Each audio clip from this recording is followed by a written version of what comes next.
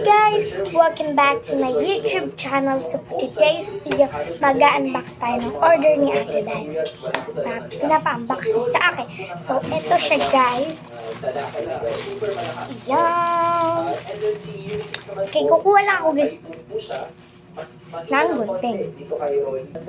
So guys, yan na nakahanap natin ng gunting. Yan siya guys.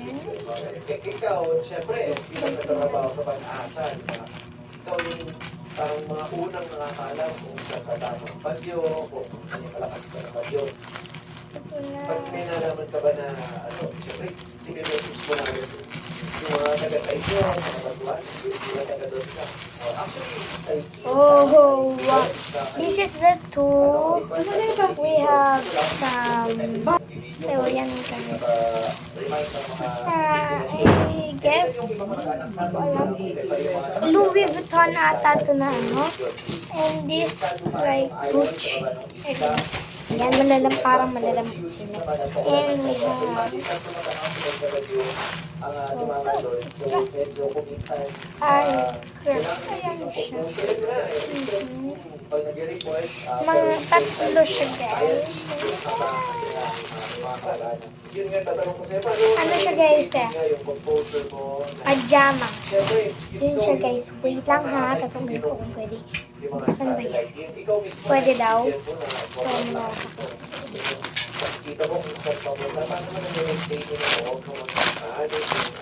Ito lang guys. Para siyang ano guys. Wow.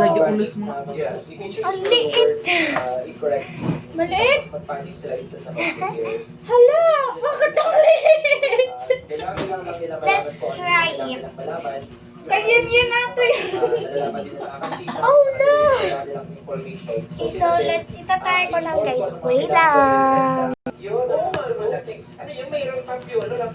Muna tayo. So soft guys. Pero mahaba masyado.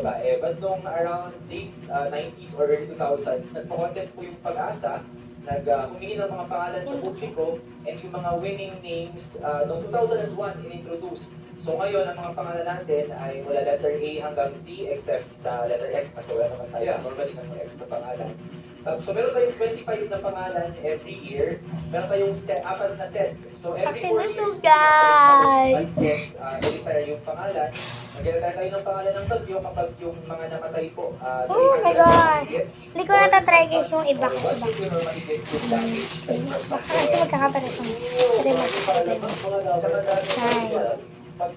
So, yun lang naman guys. So, thank you for watching guys. Don't forget to like, share, subscribe, and click the notification bell down below.